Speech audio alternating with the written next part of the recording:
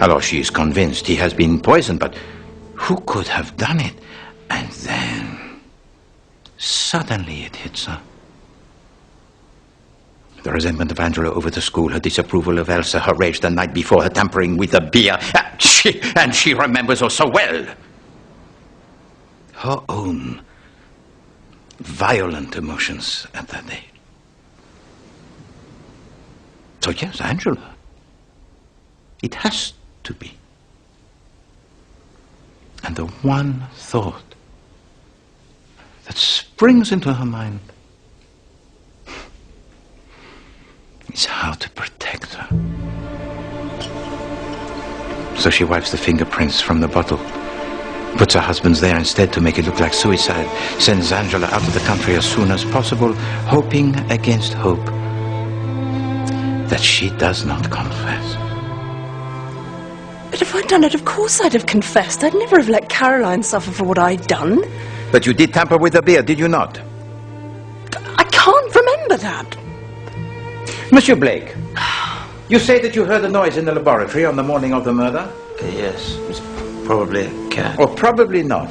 I would suggest rather it was someone who got in through the sash window and took something from the shelf. The valerian. Oh, to put in Ambius' drink. I remember taking it. Oh, Angela. Was it really that day? Oui, mademoiselle. And this is valerian. The one that cats like? They can't get enough of it. And it was the description of it by Monsieur Blake which gave to you the idea? Yes. I remember getting out some beer and Caroline catching me before I could put the stuff in it. I never connected it with that particular day. She thought it was me.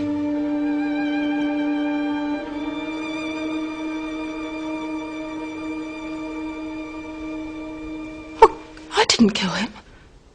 I didn't kill him. Of course not, my dear. Can't you see she's telling the truth?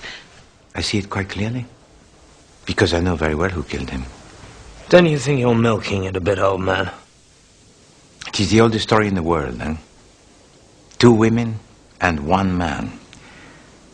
Well, what we had taken for granted is that the man would leave his wife for the other woman. But I would like to suggest to you now that he had no intention of doing anything of the kind.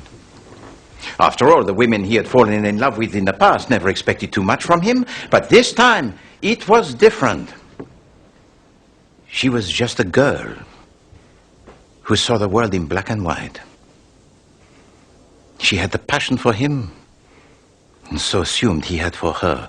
She assumed without question it was for life. So naturally he would leave his wife. He said he would. Oh, a little white lie, perhaps. All he really wanted was to finish the painting, and nothing could be allowed to stand in the way.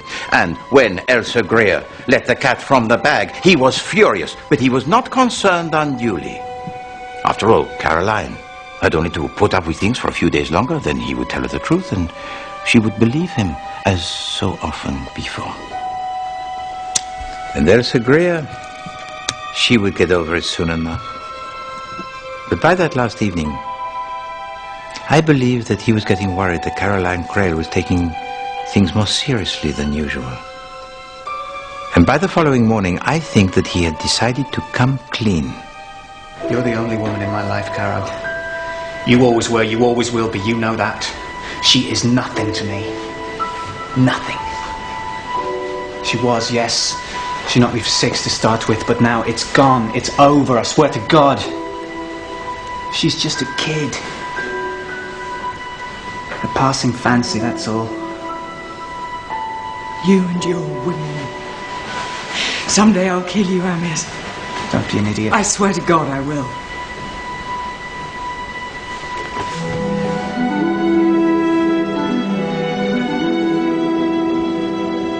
What he did not know was that Elsa Greer had overheard every word.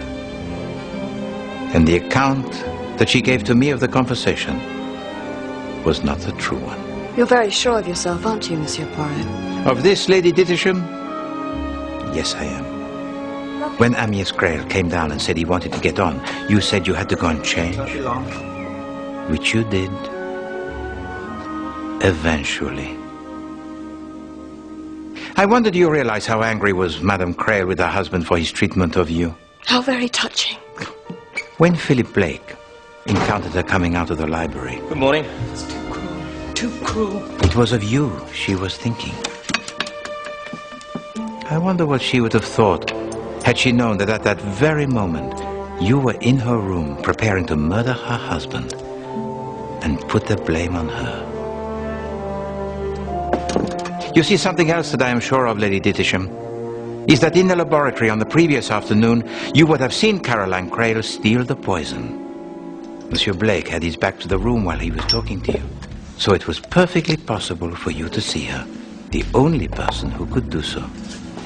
Sorry, Mary. Such a fascinating collection. And once you had the poison, you went to join Amyas in the garden, poured him some beer.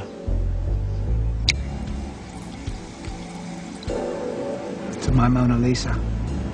And he tossed it back in his usual manner. My darling Amyas. As he painted, you watched and watched, waiting for the poison to take its effect. A short time later, you went to fetch a shawl, and Caroline Crail again took the opportunity to confront her husband on your behalf. It's shameful behaviour, Amyas. You're being so hard on her. For God's sake! It's all settled. I'll send her packing. And it was this that the Blake brothers misheard on their way up from the jetty. An error that is understandable, n'est-ce pas? You then returned with a shawl. And then Caroline Crail, she played straight into your hands. For she brought to her husband a bottle of cold beer. Ugh, tastes foul. Everything tastes foul today. Everything tastes foul today. Which suggests that he had tasted something else unpleasant before the beer that Caroline Crail had brought to him. And so, you sat and posed and chatted and waved to Meredith Blake. Oh, you played your part beautifully. Bloody rheumatism. While Amyas Crail painted on until his limbs failed and his speech thickened and he lay sprawled there on the bench, helpless with his mind still clear. And when Meredith Blake appeared from the shade of the path into the sunlit garden, he could not see clearly. Only his friend, turning slowly around, unable to convey to him the fact that he was in the grip of a paralysis that was fatal. En route to the house, you crashed the pipette underfoot, the traces of which the police later found. And then went to lunch, leaving Amyas Crail to his fate.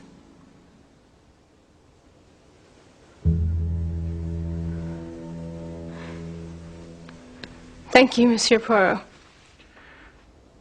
Mademoiselle.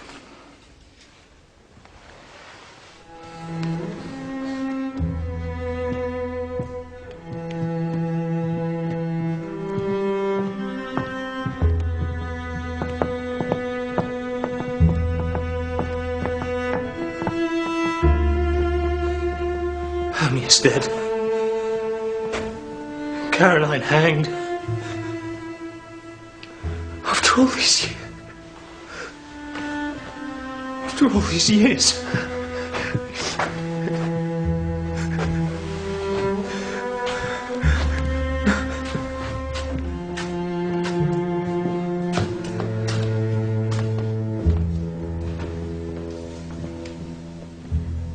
You're very clever, aren't you? I hope you don't expect me to confess. So what are you going to do? I shall do what I can to induce the appropriate authorities to grant to Caroline Crail the posthumous free pardon. And me? What are you going to do about me? I shall lay my conclusions before the necessary people. If they decide that there is a case against you, they may act. But it is my opinion that the evidence is not sufficient. Inferences only, huh? Not facts. Moreover, I believe they will not be anxious to proceed against a person in your position. When I saw Caroline take the Conaine, I thought she meant to kill herself. But the next morning, when I overheard them talking about me, I loved him. And he was just stringing me along. And she felt sorry for me. I watched him die, Monsieur Poirot. I never felt more alive. But what I didn't understand was that I was killing myself. It was as if they hadn't died at all. But I had.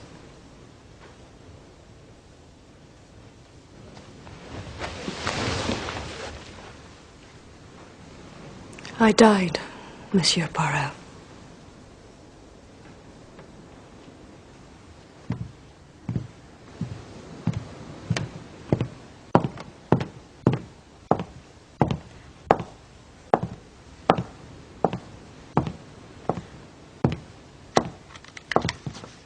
Elsa! Come on then, Lucy. Shoot me. You know you want to. Do not listen to her, mademoiselle. That's right. Just pull the trigger. If you do, she will have won. Come on, do it. You're not afraid, are you? You kill her, you kill yourself. Just one little squeeze, that's all it takes. Spare her, mademoiselle, and justice may still be done. Lucy, shoot me.